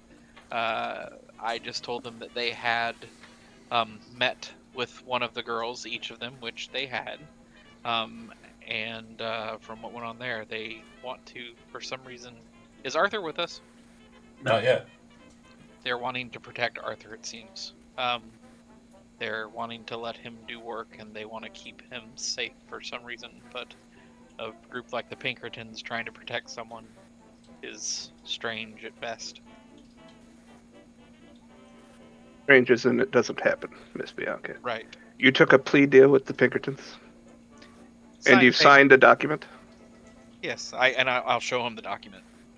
It doesn't matter. They have your signature. We'll deal with that when it comes. I don't want you to fret, miss. Don't Shall want we? you to fret, but down just they have your signatures. It's 100% true. Henry is a very understanding man. You think they're an honorable... They're evil fuckers. They're not an honorable group. They're not going to hold to contracts. They even showed you that they had a carbon copy. They're gonna forge your signature somewhere. I took the carbon. Yeah, you have a carbon copy. Yep. Don't worry about it. We'll figure it out, babe. Don't you worry. Don't you worry. Well, We're in this now together. she doesn't feel as good about this. I want you to stay calm. Let me deal with them. This is why I like this guy. I'll take cutthroat. care of it. Shall we So- visit Dr. Haynes? Dr. Haynes, you are in the office waiting, and Jonathan, who you told not to move, enters into your office. Professor Haynes, I'm sorry. I told him to let me know if anyone was looking at the mirror. Yeah. Master Wynn is in the hall. He has not. He told me to go and gather you. He said that him and Henry are on a tour, and there were some people outside of the hall. Well-to-do looking individuals, and a guy with a straw hat. Joking, he doesn't have a straw hat. Or he is wearing a straw hat, who knows. Some He folks, looks nice. they look nice. But since you're going to be in there, I guess it isn't a really good time to deal with the neural stuff, so I'll go about something else. For Very now. good. Oh, okay. Nice work, Jonathan. Excellent work. And he pats him on the shoulder. I look forward to our And- big adventure. Yes. And then he goes and burns a house down. It's Brent. It's Brent you No, just hired it's to do me. something? It's me. I'm the one who burned the house down. Okay. So then, do you head out to them? I do. Okay. Continue your conversation, Henry, Bianca, and Amar Raymond, if you wish to talk as well. I would say, I understand your concern, Henry, but at this point, they had much more damning evidence, and if you've dealt with them, and I'm glad that you can deal with them in such capacity. Most of us do not have the finances nor the privilege to be able to deal with them in that way. It's very kind of you and everything, but I think at the moment, the safest decision was made. I'll be hopeful right there next to you, Otmar. Let's go visit the good doctor. So you see Arthur coming down the hall, heading towards you. Yep. I would Guys, I found walk Arthur. I would walk in front and say, Arthur, you phoned me. Oh, wonderful! You're all here. This is a relief. Otmar, I have so much to tell you. I think we have a lot of information to share with each other. As you kind of Hate move, to interrupt. I wouldn't have Malachi with me, would I? Malachi would be here, but not because he was with you. He's somewhere else on the property. He's actually in the room, or he would have caught up with you. So I think once you and Barry arrived, he would have caught up with you. So yeah, you do have him. Because he waited here with the mirror, and when you arrived on the scene, he would have just came to you. Gotcha. Sorry, I didn't mean to interrupt. No worries. Fine. Otmar was talking to Doctor. And I was going to say, as you're passing by the entryway to the main hall, you would see that Barry is pulling the moving The blanket sheet away. off of the mirror. Oh, and then Who saw that? Arthur. Arthur would say. And this is as you're walking up to Otmar and you're about to start your big conversation. Yeah, It's so kind he of would like then. It's kind of like a look to the left and see old man with a. Yeah, He yeah, pulled out yeah. his Swiss Army knife. But you and he's said like, that he was incurious. That's out of character. Oh, it's not incurious. He's not curious about it. It just looks gaudy. Okay, so he would then say, "Oh, Barry." He sort of walks over quickly and then takes the covering from his hands and he puts it over and says, "This is a very delicate object. I will make sure it is presented in a professional way. But for now, though, it needs to be covered." As you kind of walk over to him, kind of assail him, and put another curtain over it, he kind of looks at you with his knife, his little switchblade or flip knife, kind of. Okay. Well, it looks terrible. Even more so with that. I shall take care of it. We've got to find something nicer to display it. Yes. It has not been appropriately cataloged yet. I shall do all of that very soon. When Arthur kind of walking up to Otmar, kind of, and then bolts into the hall, does everybody kind of move in with him as well? Okay. I would. So yeah, rooms filled with antiquities. There are podiums with the item kind of sitting on top of it. If you've ever been to a museum, it's very kind of stylized like that. Obviously not with glass cases or anything, but yeah, it's very informally so. But yeah, looks like there's quite a few things, and a decent amount of dimensionality to this space. Not as boring as the library, so no books or anything, unless the book itself had some sort of craftsmanship put into it. But there are things like tablets from Egyptian locations. There's all these cool, fun, interesting things. So Arthur would say to. What's Go that? ahead. I'm sorry, Brett. I would like to touch everything.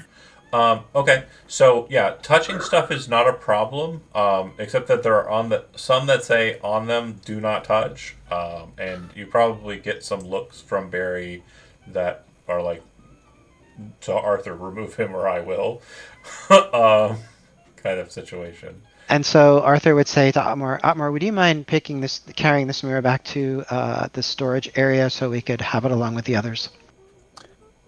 Yeah. Without hesitation, I would grab it. We don't want to display Mr. Fitzgerald's grandiose gift in a place where it can be. Oh, I thought that Barry had walked away. Is Barry still there? Oh no, he let him leave. He's here for Henry. I would turn to Barry and say, and Mr. Fitzgerald himself wanted this covered until Mr. properly. Fitzgerald is right there. I know. What do you want, Mr. Fitzgerald? What's going on here?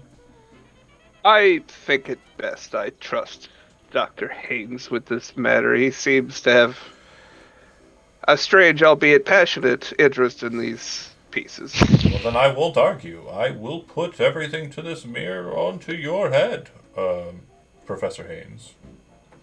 And at the same time, it sounds like, cool, but, oh. Okay. Don't think for a moment I'm done with you, Barry. I certainly wish to speak with you and the Dean again very soon. Very good, very good. And he kind of crosses his arms and kind of looks to Arthur, who is now instructing Otmar and I assume Malachi on moving the mirror. Mm-hmm. And then motioning for the others in the group to follow him back. Okay. Are you trying to lose Barry? Yeah, please. Gosh, yes.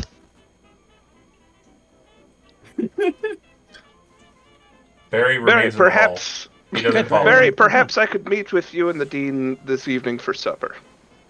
Oh, if you have Is there a restaurant, perhaps, in town that you'd prefer? If you have matters to attend to with Professor Haynes, I am not going to burden you. I have some other issues I can attend to as well. I just want to make sure that everything is up to par with what you desire, Master Fitzgerald. I certainly appreciate it. I don't mean to be rude by any means, but no. I certainly know what it's like for management sort to hover over an employee, if you understand my meaning. I assure you, if it is the case that Arthur has secured these beautiful antiques and your lovely contributions, I will allow you your time with him and his grand knowledge regarding these articles. I have little, so I would just be a burden.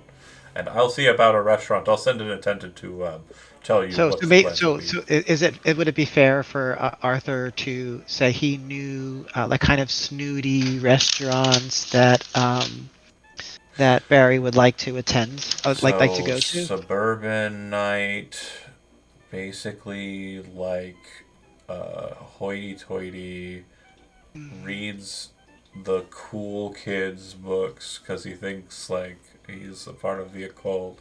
Yeah, you probably know a fucking fancy restaurant. Yeah. Like Arthur? Does Arthur know? Yeah, Arthur. Yeah. So Arthur would say, knowing this would like perk up Barry's ears. Oh, perhaps Rodelico's. Rodelico's. Barry says, "Oh, that is quite a nice place. You might quite like it."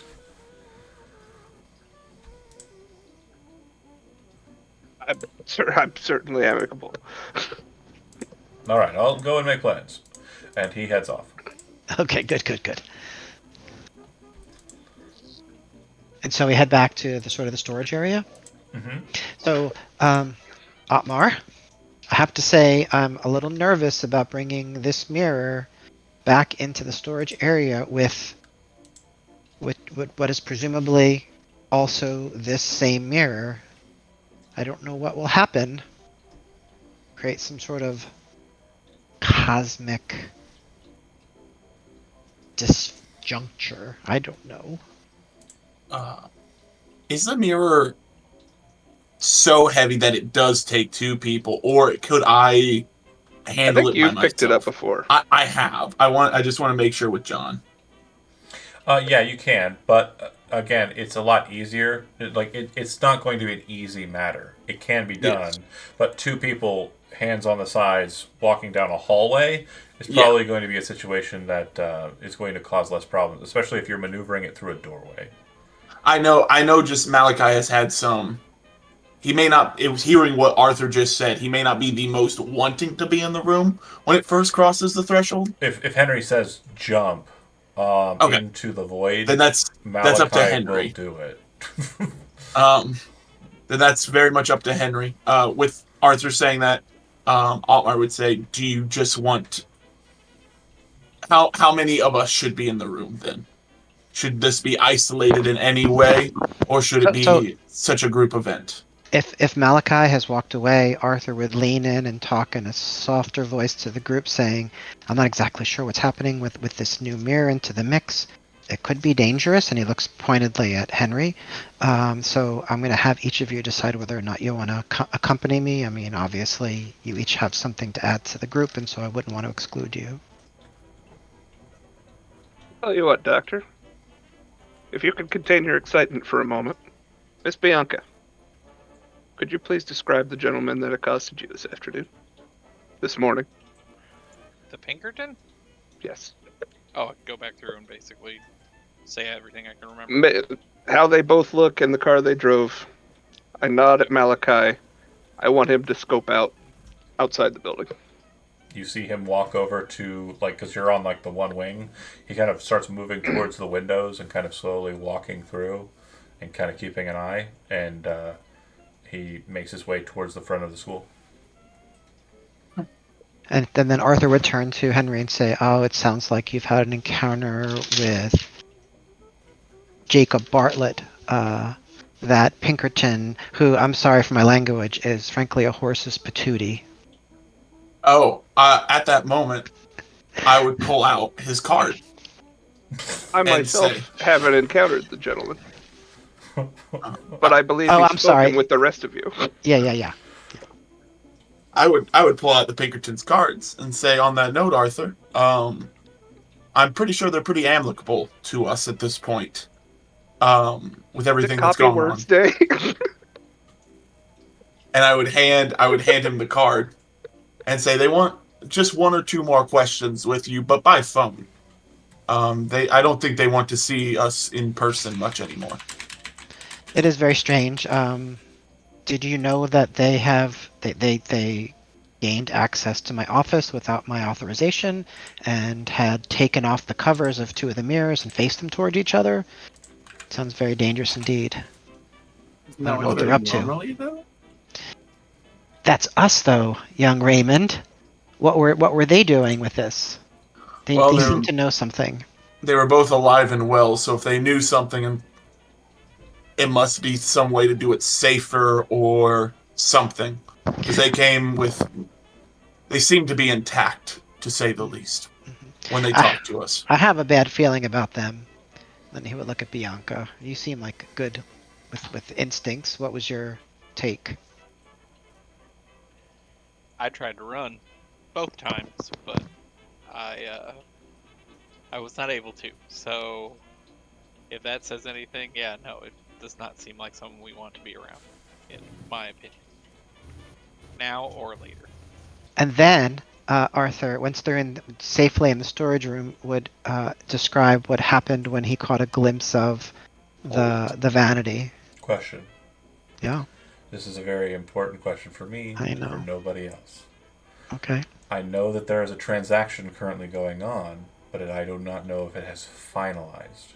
There are a pair of combs, and those pair of combs are currently still on Bianca. Is that correct? One is. Where's the one other? Is on me. Henry has the other. Yep. Okay, perfect. I split them up. Okay. So now all the pieces are in one spot, and then the universe No, explodes. we still don't know where the jewelry box is. Jewelry box has never been found. Okay. But 6 of the 6 pieces, including one duplicate. 5 of the 6. So who's helping me get this mirror in the room? So it's 5 not asterisks of the 6. Yeah, perfection. Oh heavens! I'd just slow you down. Raymond, I'm guessing it's me and you carrying this in then to start this interaction. Okay. Okay. So if you settle it down, you kind of have the mirror there. Currently, the mirror standing is turned away. Looks like it was very kind of haphazardly turned away from the vanity. And the vanity's mirror, instead of the whole vanity having been shifted, was turned end over end and then covered. So that's what you're walking into. Is that fair to assume, Andy? You wouldn't have spun the vanity, you would have just turned the mirror? Yep. Okay, and then the standing mirror you would have had to have turned. Yep. Okay. And then you bring in this new one, settle it down, so you kind of have like a triangle of pieces. God. Oh, goodness gracious. We're getting nice symbolage. I know. Nothing bad ever happened with a triangle. Yeah, circles is what we don't want. All these circles make a square. All these squares make a circle. Rhombus, forget about it. Otmar, We're I am doomed. very tempted to turn Not them these ovals, mirrors though. in a triangle and stand in the middle. So I feel like that would be slightly in bad faith with Mr. Fitzgerald around. I know. I'm you just saying what I mentioned decided. to everybody what you had happen with you with a vanity. Is that Yes, with a hoity-toity Raymond Raymond banging, saying, "Let me out." Oh yeah, remind me. There was a Okay, duplicate so Raymond trapped in a mirror. yes, a more fancily dressed Raymond, sort of banging, mouthing, "Let me out." And where was this? Which mirror? It was the vanity. The one I normally have at the house. That's kind of sad. I ain't trading back. So Right. I, No, I get it. I tried Aren't to you- write a I don't message. expect you to. I was trying to write a message on the mirror backwards, but he disappeared. I would look over at Henry and say, "Didn't you say you heard someone banging on the mirror as well at one point?" I heard a scratching, as though with claws. No human voice, and a duplicate of you that was warped in the face. If you want to connect dots there, you're my guest to do so. I don't. How want long to. should I wait for Malachi? your call? If you wait 30 minutes, though, he will return, and he'll kind of give you like a they weren't there. Doesn't I don't seem know like, if they're willing to wait the 30 minutes. I'll hang out near the window. to be honest, it's going to take them about 10 to 15 just to get everything positioned the way Sure. they want it. So if they wait 15 more minutes talking, that's more than fair. So here's the thing, out of character. If they're not willing to let me mess with the mirror, then I would want to spend my time doing some research. I'm not saying that. I'm not saying I'm not willing to let you mess with the mirror. I'm saying I don't think it's kind, as Wilbur keeps telling me I need to be, to do it in front of Henry, is what I'm saying. Because you Yeah. had made a promise to him not to do it like when he was at least Yeah. around in some That's right. capacity. That's right. So I don't know if we would need to have at least Henry also leave the room for him to feel more comfortable about this, because this is as sterile of an environment as we're going to get with these Right. mirrors. So we would try to. Arthur would try to break it down. He says, "Okay, so this is the first time we've had so many of these items together. We've been accosted by the Pinkertons, who seem to know something about the strange nature of these mirrors. From what Otmar says about this document, they are trying to make sure that someone has suspicion of the murders so that I can continue my work. Why is that important to them?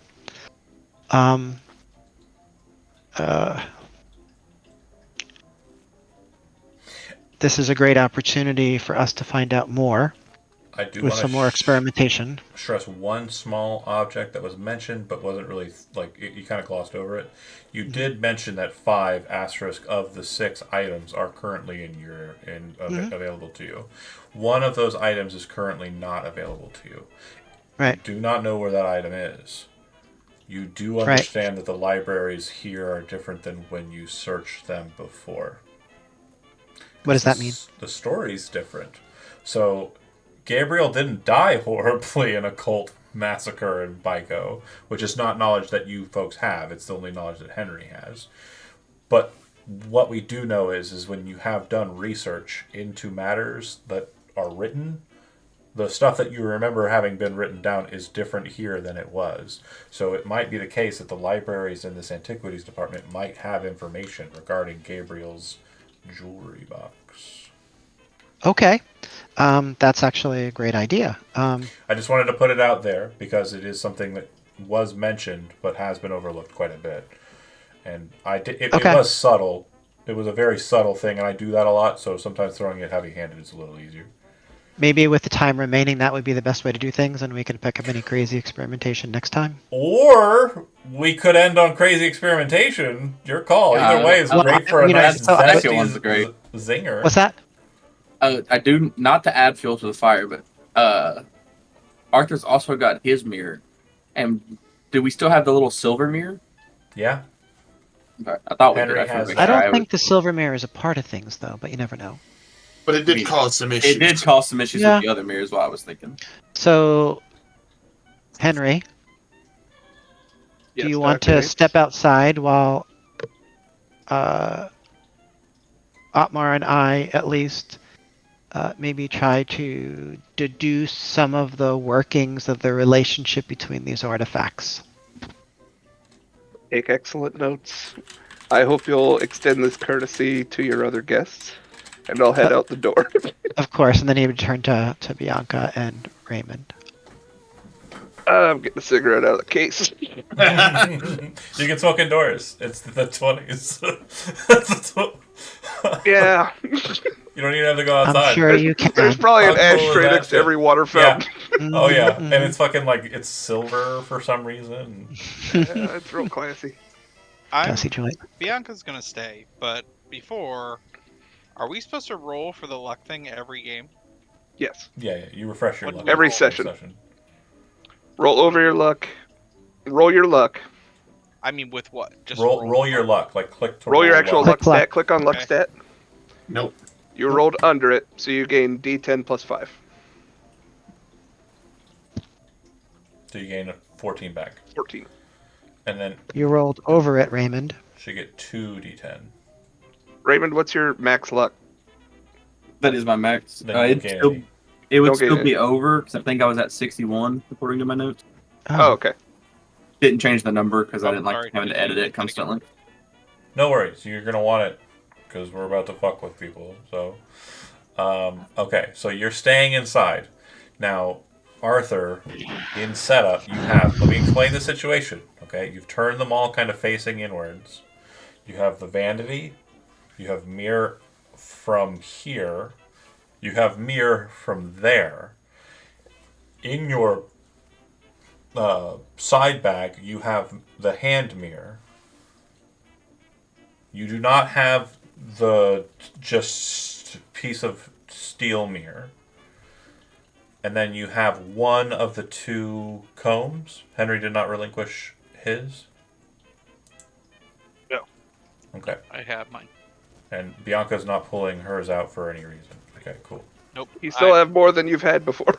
I don't want them to know that I have it, but it is on my person. They know you have. They know Right, you right. had them. They had them, yeah, but it's not like I'm not wearing it in my hair. You're not bringing. Okay, Right, yeah, I'm not gotcha. showing it. Okay. So, Arthur, Hold on a What's second. your name? Jonathan? Yes? Go ahead, are John. you pulling Antiquities, huh? your mirror out to set it out onto the table just to have it out and ready? Yep. When you do, there's a glance at the mirror, and for a second, Which mirror? Which the mirror? The hand mirror? you see a visage of Otmar similarly against the glass. But what you notice about him is that his entire body has been raked open, like he's been clawed by like some horrible panther or like demon. And he's basically like crying blood and tears, slamming against the glass. But this only lasts for like a second, and then it's like, and then you set the mirror out onto the vanity table. I would immediately tell him what I see. Holy shit. I would again say this has been nothing but extreme discovery so far, 1 second. and I don't understand what's happening. I don't think either of us do. Just want it on the record. No one person is being forced to be in that office. I understand, Anybody but at a can walk certain out. point, Happily enjoying a second cigarette. I know you have had great success so far with them, and I feel like stopping now would be that of cowardice. I've never been one to be called a coward. So I am thinking that one or more of us should stand in the middle of the three mirrors, the vanity, the stand mirror, and the stand mirror. Do you wish to uncover any of the mirrors in like? We have to in sequence? Do you wish to uncover any of them that you're curious about to start? Because there's one that you know had a weirdness to it that was similar to the hand mirror just now. Mhm. There's That was also the vanity. the standing mirror, Mhm. which was here last night with the vanity. Mhm. Then there's the new standing mirror, which was brought in by Henry. And of course, there's the mirror on Henry, but that's outside. While he's thinking about that, Otmar would go start moving the mirrors to be in place for this. Okay, and if you would like to do it, a situation instead of like unveiling the mirror, because now you have some semblance of it like doing something, maybe turning the mirrors away from each other first, and then looking at them before you turn them in on each other. Is that a preferred practice for you, or do you wish to just have them all ready to go, and then 1, 2, 3, bam, and then whoever's in the middle is just lasered, right? Yeah. What do you think? I'm crazy, so I like that one. Raymond's like, not Otmar. Chandler's Love like, that. yes. Death Star beam? We got about a minute. Who's sitting in the middle? Who's Are turning you guys saying mirrors? this out loud? Yeah. Oh, yeah. Bianca walks out. So we've got like, oh crap. Does Bianca step out? Why can't I make it go? Yeah. this Okay, is gonna Bianca be steps good. outside. I'm out. She will leave. Hold on Okay, a so second. Bianca steps outside. Yep. You would shut the door, right? Yeah. Okay, I would turn to Arthur and say, now that it is just us and young Raymond who has dealt like- with this. Yeah. Triangle, all right. Let's do it. Let's go for it. You have done nothing but amazing research, and I do not have to So- withhold Again, that. just real quick, so we can get to a point of an ending. Arthur, are you wanting to pull the mirrors clean of their covering at Yes. once? Yes. Okay. Otmar, you want to stand a different face back to back, looking at the mirrors? So, what I'll have you do. Nothing but faith, right? And You it's mean a, we are it's explorers a on the majority cusp. now, so we We're on have the to, knife we edge have to of let science, it out. aren't This we? isn't great, is it? Make a sanity roll, Arthur, and you have a penalty.